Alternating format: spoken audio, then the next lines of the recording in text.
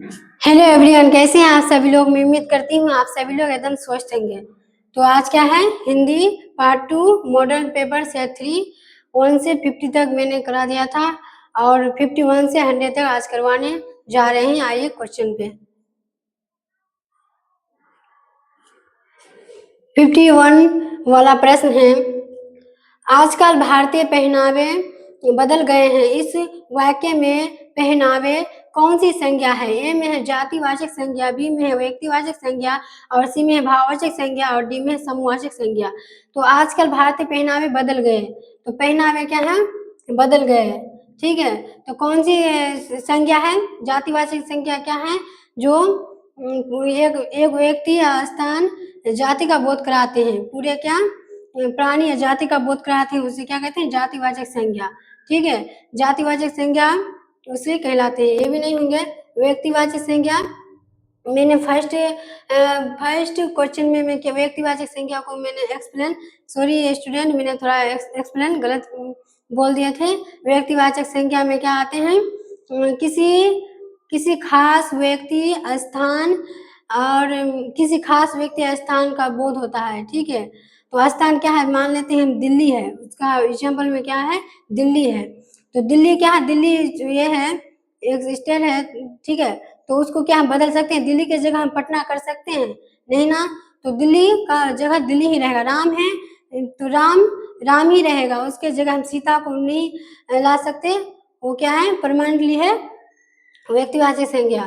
ठीक है, और सी नंबर में भाववाचक संज्ञा, जो भावनाओं का बोध कराते हैं, यानी जो गुणों और भावनाओं को व्यक्त कराते हैं। ठीक है, तो भाववाचक संज्ञा जब मान लेते हैं क्या है?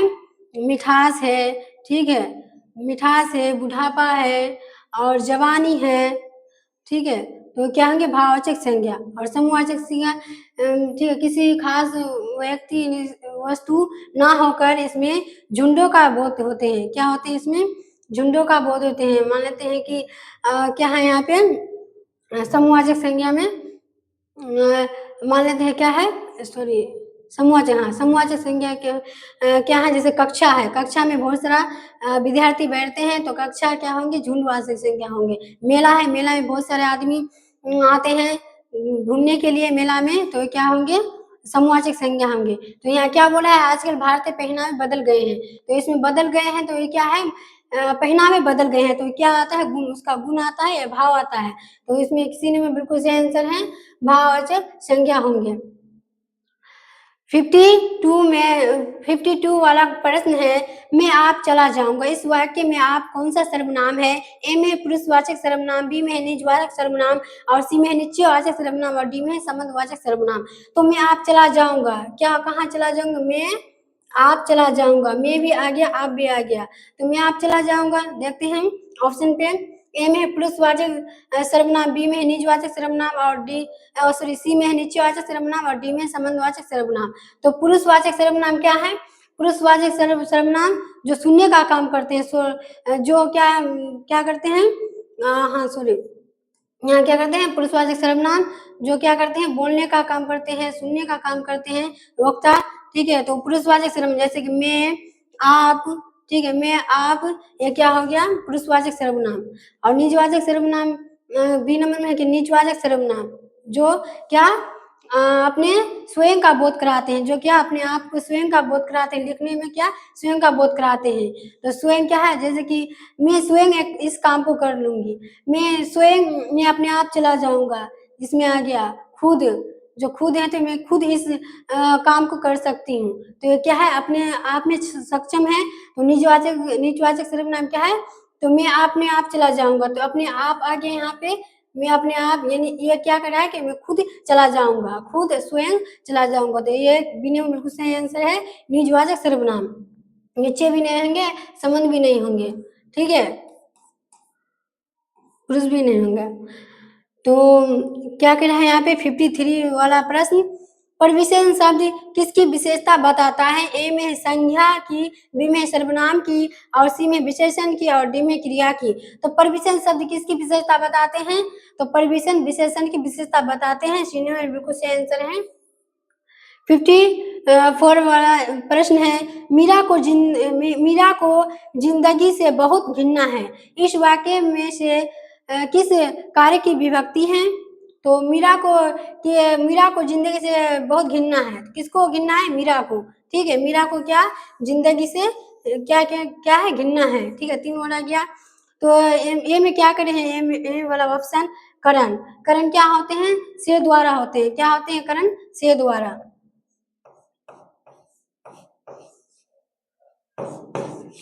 करण क्या होते हैं? से द्वारा। करण की विभक्ति है से द्वारा। अपादान की विभक्ति है, ठीक है, बी नंबर है। अपादान की विभक्ति है क्या?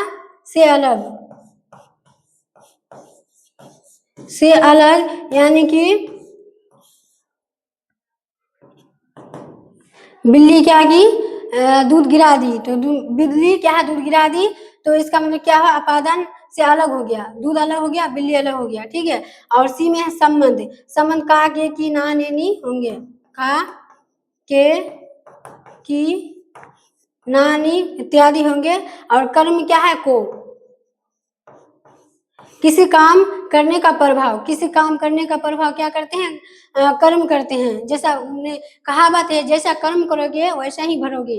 तो क्या है? कर्म कर्म क्या है? काम का प्रभाव है। ठीक है, तो क्या होंगे यहाँ क्या बोलते हैं? मीरा को जिंदगी से बहुत घिनना है। तो मीरा को आ गया। कौन सी विभक्ति है को में?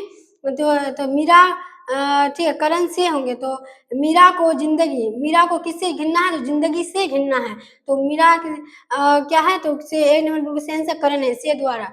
से द्वारा हो गया ना। तो ए नंबर बिल्कुल सही आंसर है। आइए नेक्स्ट क्वेश्चन पे। 55 वाला प्रश्न है, भूतकाल कितने प्रकार के होते हैं? ए में है 4, बी में है 5, सी में है 3 और डी में है 6। तो भूतकाल के कितने प्रकार हैं? भूतकाल के आप लोग सभी जानते हैं, थ्योरी में पढ़े होंगे हिंदी व्याकरण में। भूतकाल के कितने प्रकार हैं? तो भूतकाल के 6 प्रकार हैं। डी नंबर बिल्कुल सही आंसर है। तो कौन कौन है 6 प्रकार? तो पहला है क्या? सामान्य भूतकाल। और दूसरा है क्या? संभाव्य भूतकाल। और तीसरा है क्या? पूर्ण भूतकाल। और चौथा है क्या? अपूर्ण भूतकाल। और पांचवा है क्या? संदिग्ध भूतकाल। और क्या है? छठा है क्या? हेतुमंद भूतकाल। तो क्या है? भूतकाल के 6 प्रकार हैं।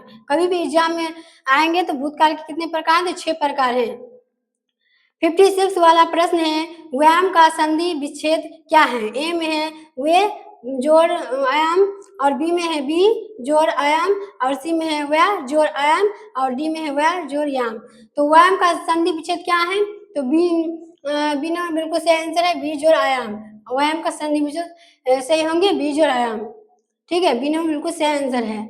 57 वाला प्रश्न है, नीवर का संधि विच्छेद क्या है? ए में है, ठीक है, नीरव। हाँ सॉरी, नीरव का संधि विच्छेद क्या है? तो ए में है नी जो रव, बी में है नी जो रव, और सी में है नी जो रव, और डी में है नी जो रव। 4 ऑप्शन है, चारों में कौन सा संधि विच्छेद क्या होंगे? सही होंगे।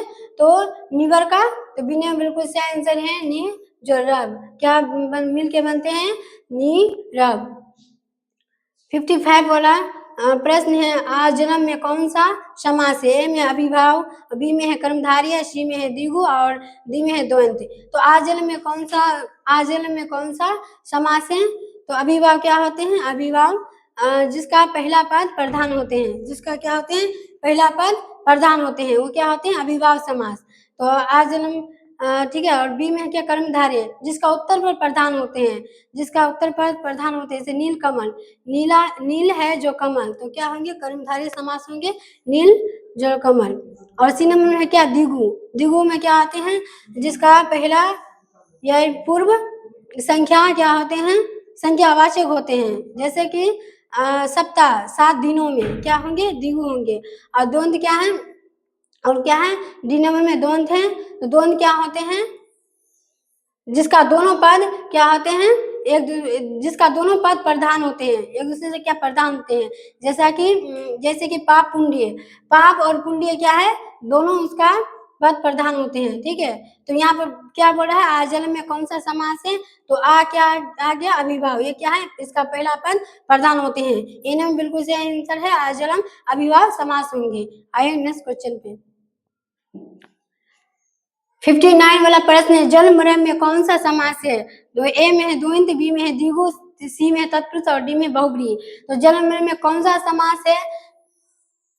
ठीक है, अभी जो जस्ट अभी इसके बारे में चर्चा किए थे। और क्या होंगे? द्वंद्व होंगे, द्विगु होंगे, तत्पुरुष होंगे, बहुब्रीहि होंगे।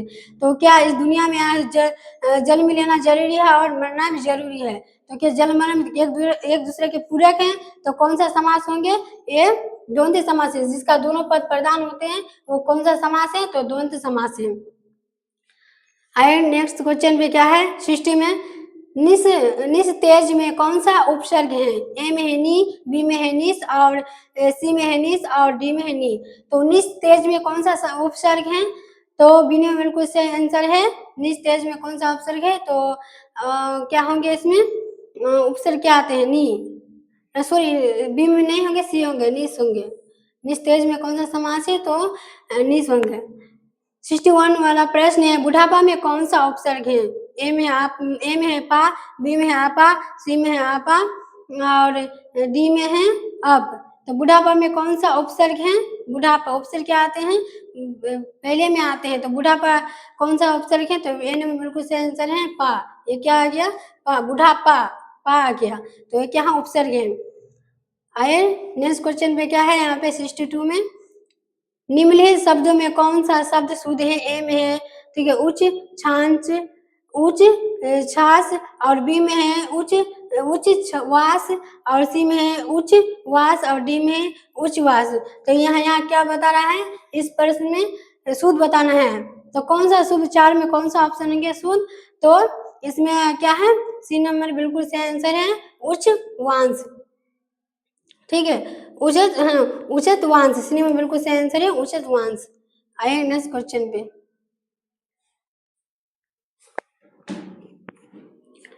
63 वाला प्रश्न है, निम्नलिखित शब्दों में कौन सा शब्द शुद्ध है?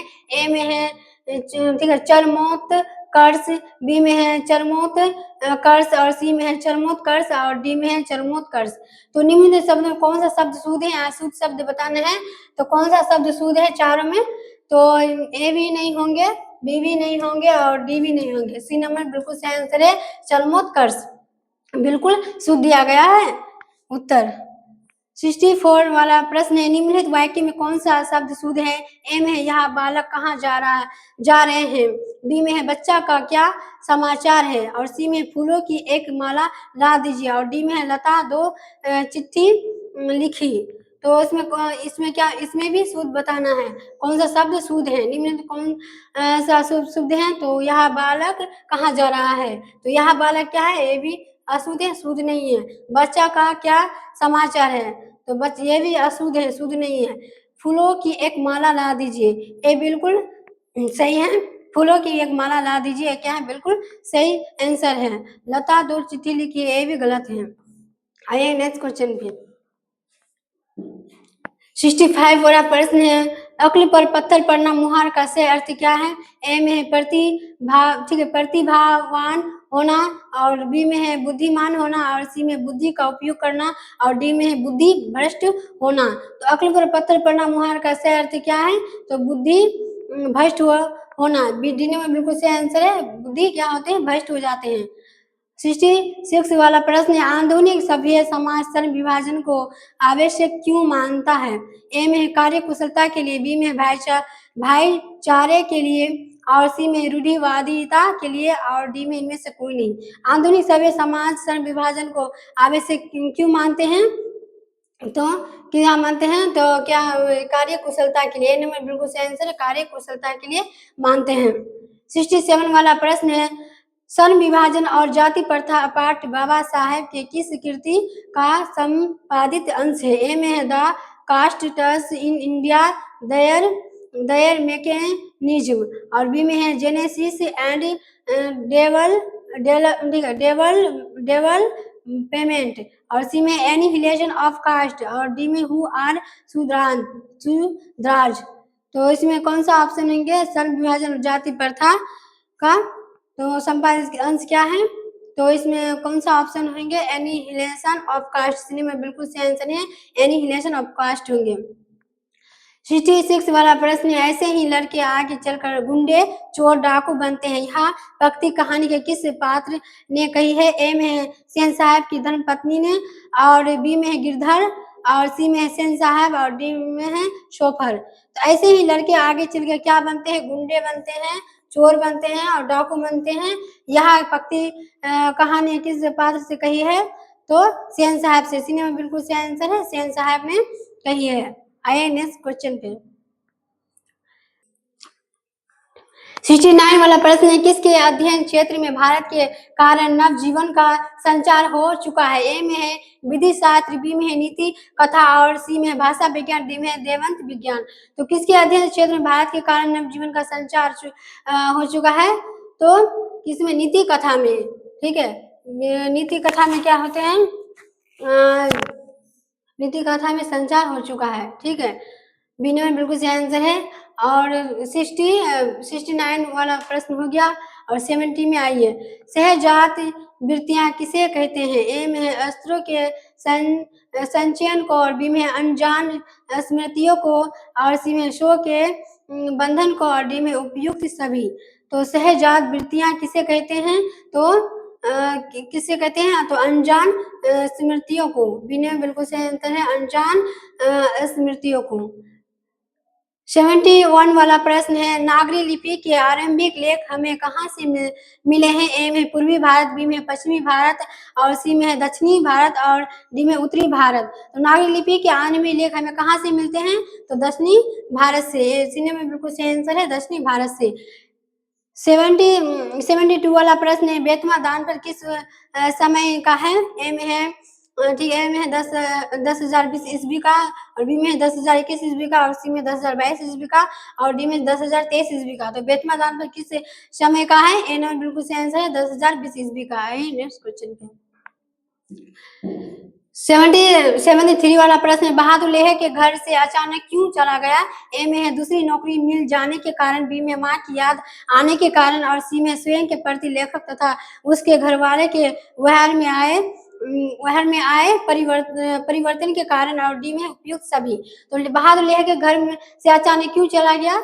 तो थ्योरी में आप लोग पढ़ते होंगे, बहादुर लेखक घर के अचानक क्यों चला गया? तो सी में बिल्कुल सही आंसर है, स्वयं के प्रति लेखक तथा उसके घर वालों के व्यवहार में आए परिवर्तन के कारण। आइए 74 वाला प्रश्न में, साहित्य की परंपरा का पूर्ण ज्ञान किस अवस्था में संभव है? ए में है ठीक है सामंतवादी अवस्था, बी में है पूंजीवादी अवस्था, और सी में समाजवादी अवस्था, और डी में उपयुक्त सभी। साहित्य की परंपरा का पूर्ण ज्ञान किस अवस्था में संभव है? तो समाजवादी अवस्था। इसी में बिल्कुल सही आंसर है, समाजवादी अवस्था। 75 वाला प्रश्न है, पंडित बिरजू महाराज का जन्म कब हुआ? ए में है 4 फरवरी 1938 में, बी में है 4 फरवरी 1937 ईस्वी में, और सी में है 4 फरवरी 1936 में, और डी में 4 फरवरी 1935 ईस्वी में। तो पंडित बिरजू महाराज का जन्म कब हुआ था? तो ए में बिल्कुल सही आंसर 4 फरवरी 1938 ईस्वी में। आइए नेक्स्ट क्वेश्चन पे 76 वाला प्रश्न है, द मादा मोजेल द आविनियो किसकी कृति है? ए में है लियोनार्डो द विंची की, और बी में पिकासो की, और सी में रविंद्रनाथ टैगोर की, और डी में है विंसेंट वैन गो। तो बी नंबर बिल्कुल सही आंसर है, पिकासो की क्या थी? द मादा मोजेल द आविनियो इसकी कृति है पिकासो की।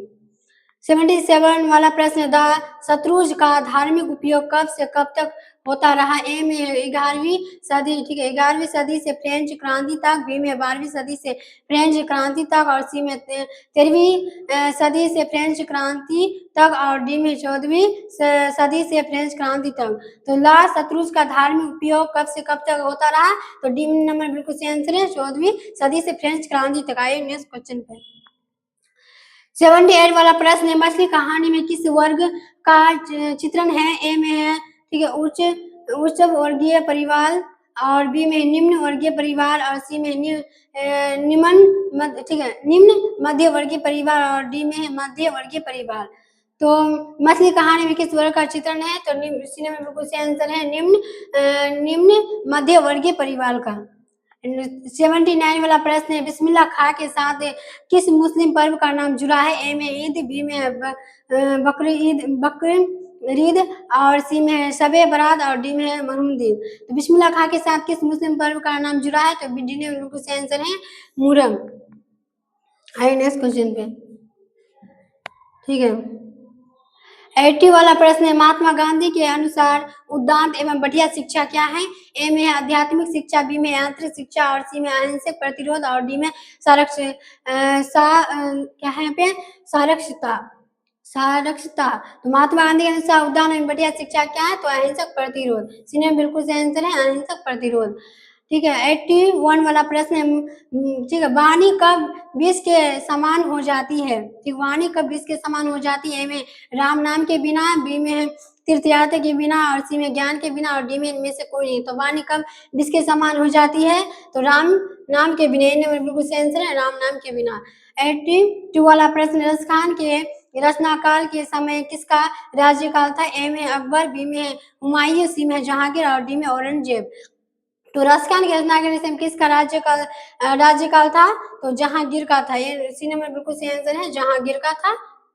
और 83 वाला प्रश्न है, कवि ने पर्जन्य किसे कहा है? ए में है कृष्ण, बी में है सुजान, सी में है बादल और डी में हवा। कवि ने पर्जन्य किसे कहा है? तो बादल को कहा है। सी नंबर बिल्कुल सही आंसर है।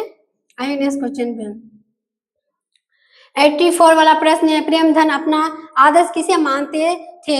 ए में है महात्मा गांधी, बी में है विवेकानंद और सी में रविंद्रनाथ टैगोर और डी में भारतेंदु हरिश्चंद्र। तो प्रेमधन अपना आदर्श किसे मानते हैं? तो भारतेंदु हरिश्चंद्र को मानते हैं। डी में बिल्कुल सही आंसर है भारतेंदु हरिश्चंद्र को क्या मानते हैं? आदर्श मानते हैं। 85 वाला प्रश्न है, भारत माँ के श्रेष्ठ मुख की तुलना कवि ने किससे की है? ए में सूर्य, बी में कंचन, सी में पुष्प और डी में छाया युक्त चंद्र। तो भारत माँ के श्रेष्ठ मुख की तुलना कवि ने किससे की है? तो छाया युक्त चंद्र से की है। डी में बिल्कुल सही आंसर है छाया युक्त चंद्र से की है। 86 वाला प्रश्न है, मिट्टी की अबोध मूर्ति कौन है? ए में नेता, बी में जनता, सी में अधिकारी और डी में मंत्री। तो मिट्टी की अबोध मूर्ति कौन है? तो सी बी में बिल्कुल सही आंसर है जनता। 87 वाला प्रश्न, हिरोशिमा कविता किसका चित्रण करती है? ए में प्राचीन सभ्यता की खुशहाली का, बी में आधुनिक सभ्यता के विकास का और सी में प्राचीन सभ्यता की मानवीय विभीषिका का और डी में आधुनिक सभ्यता की दुर्दांत मानवीय विभीषिका का। तो हिरोशिमा कविता किसका चित्रण करती है? डी में बिल्कुल सही आंसर है आधुनिक सभ्यता की दुर्दांत मानवीय विभीषिका का। नेक्स्ट क्वेश्चन पे, 88 वाला प्रश्न है, एक वृक्ष की हत्या कविता किस काव्य संग्रह से संकलित है? ए में है दीपशिखा, बी में है ग्रहम्या और सी में है इन दिनों में और डी में है चिंता। एक वृक्ष की हत्या कविता किस काव्य संग्रह से संकलित है? तो इन दिनों में। सी में बिल्कुल सही आंसर है इन दिनों में। 89 वाला प्रश्न, गरीब बस्तियों में क्या हुआ? ए में है कई शिशु पैदा हुए, बी में है दंगे, आगजनी और बमबारी और सी में धमाके से देवी जागरण और डी में इनमें से कोई नहीं। तो गरीब बस्तियों में क्या हुआ था? थियरी में आप लोग पढ़ लिए होंगे, धमाके से देवी जागरण। क्या हुए थे? धमाके से देवी जागरण हुए थे। सी में बिल्कुल सही आंसर है। 90 वाला प्रश्न है, सृष्टि की विकास कथा का प्रथमाक्षर क्या है? ए में है सफलता की पहली मुस्कान, बी में है विफलता के परिणाम स्वरूप उत्पन्न क्रोध और सी में विफलता पर छलके आंसू और डी में सफलता के लिए उत्साह। तो सृष्टि की विकास कथा का प्रथम अक्षर क्या है? तो विफलता पर छलके आंसू। सी में बिल्कुल सही आंसर है विफलता पर छलके आंसू। और 91 वाला प्रश्न है, लौट कर आऊंगा फिर कविता किस कवि द्वारा भावांतरित की गई है? तो ए में है जीवनानंद दास और बी में विनोद कुमार शुक्ल और सी में प्रयाग शुक्ल और डी में है कुंवर नारायण। तो लौट कर आऊंगा फिर कविता किस कवि द्वारा भावांतरित की गई है? तो सी में बिल्कुल सही आंसर है प्रयाग शुक्ल। आइए नेक्स्ट क्वेश्चन पे, 92 वाला प्रश्न है, मेरे बिना तुम प्रभु किस कविता से मेरे बिना तुम प्रभु किस भाषा से अनुवादित हैं? ए में अंग्रेजी, बी में है जर्मन और सी में रूसी, डी में फ्रांसीसी। तो मेरे बिना तुम प्रभु किस भाषा से अनुवादित हैं? तो सी में बिल्कुल सही आंसर है रूसी। 93 वाला प्रश्न क्या करें यहाँ पे, आइए देखिए, दही वाली मगम्मा कहानी किस लेखक द्वारा रचित है? ए में श्रीनिवास, बी में सातकुरी होता, सी में ईश्वर पेटलिका, डी में सुजाता। दही वाली मगम्मा कहानी किस लेखक द्वारा रचित है? तो क्या कौन श्रीनिवास, यानी में बिल्कुल सही आंसर है श्रीनिवास द्वारा रचित है। 94 वाला प्रश्न, मगम्मा की बहू का क्या नाम है? ए में है नजम्मा, बी में है रगम्मा, और सी में है गंगम्मा, और डी में है सगम्मा। तो मगम्मा की बहू का क्या नाम है? आप लोग सभी जानते हैं, थ्योरी में क्लास पढ़ लिए होंगे, नजम्मा। ठीक है, ये नंबर बिल्कुल सही आंसर है, मगम्मा की बहू का नाम क्या है? नजम्मा। आएंगे नेक्स्ट क्वेश्चन पे। 95 वाला प्रश्न है, दैत्य विश्वास कहानी किस लेखक द्वारा अनुदित है? ए में है राजेंद्र प्रसाद मिश्र, बी में बी आर नारायण, और सी में गोपाल दास नागर, डी में है के ए जमुना। तो दैत्य विश्वास कहानी किस लेखक द्वारा अनुदित है?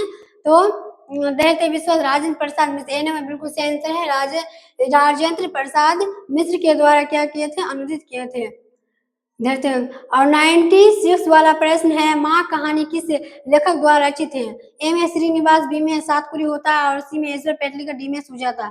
तो माँ कहानी किस लेखक द्वारा रचित है? तो माँ क्या है? माँ द्वारा किस कहानी द्वारा रचित है? तो इसमें कौन सा ऑप्शन होंगे चारों में? तो क्या है? श्रीनिवास, यानी में बिल्कुल सही आंसर है श्रीनिवास। आएंगे नेक्स्ट क्वेश्चन पे। लास्ट वाला क्वेश्चन है 97 वाला प्रश्न है, मंगू की माँ की कितनी संतानें थी? दो, ए में है दो, बी में है तीन, और सी में है चार, डी में है पांच। तो चार में कौन सा ऑप्शन होंगे? तो मंगू की माँ की कितनी संतानें थी? तो चार संतानें थी, इसलिए में बिल्कुल सही आंसर है। 98 वाला प्रश्न है, नगर कहानी किस भाषा से अनुदित है? ए में है उड़िया, बी में तमिल, सी में गुजराती, या डी में कन्नड़। नगर कहानी किस भाषा से अनुदित है? तो नगर कहानी आप लोग थ्योरी में पढ़ रहे होंगे, तो कौन भाषा से अनुदित है? तो ये तमिल भाषा से अनुदित है, बी में बिल्कुल सही आंसर है, तमिल भाषा से अनुदित है। 99 वाला प्रश्न है, ठीक है, क्या है? पापति की उम्र क्या थी? पापति की उम्र क्या थी? ए में 10 वर्ष, बी में 11 वर्ष, सी में 12 वर्ष, और डी में 14 वर्ष। तो पापति की उम्र क्या थी? तो 12 वर्ष, सी में बिल्कुल सही आंसर है 12 वर्ष। और लास्ट वाला क्वेश्चन है 100 का, धरती कब तक घूमेगी कि धरती कब तक घूमेगी कहानी किस लेखक द्वारा अनुदित है? ए में गोपाल दास नागर, बी में साबर दैया, सी में के ए जमुना, और डी में राजेंद्र प्रसाद मिश्र। धरती कब तक घूमेगी कहानी किस लेखक द्वारा अनुदित है? तो कौन सा ऑप्शन होंगे? साबर दैया, बी में बिल्कुल सही आंसर है साबर दैया। तो आज के लिए इतना ही। कल मॉडल पेपर कितना पढ़ाएंगे? 4 पढ़ाएंगे। और प्लीज़ क्लास को अच्छा लगे तो लाइक, सब्सक्राइब और शेयर जरूर कीजिएगा। ऑल ऑफ दिस स्टूडेंट, मेरी यही रिक्वेस्ट है आप लोगों से। ठीक है, कल मिलते हैं।